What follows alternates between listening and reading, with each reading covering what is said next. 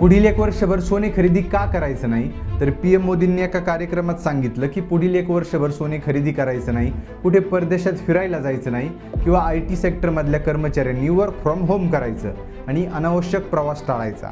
पण असं का?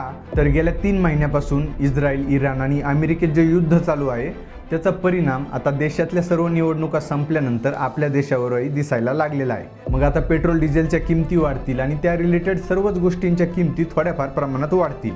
कारण आपण ज्या मार्गातून पेट्रोल डिझेल किंवा क्रूड ऑइल इम्पोर्ट करतो तो मार्गच युद्धामुळे बंद झालेला आहे. पण मग सोने खरेदी करणे किंवा फिरायला जाणे याचा त्याच्याशी काय संबंध आहे? तर तो मार्ग बंद झाल्यामुळे आपण इतर देशांकडून क्रूड ऑइल जास्त किमतीमध्ये खरेदी करत आहोत आणि आपण इतर देशातील व्यापाऱ्यांसोबत रुपयामध्ये म्हणजे भारतीय रुपयामध्ये व्यवहार करत नाही तर अमेरिकी डॉलरमध्ये करतो.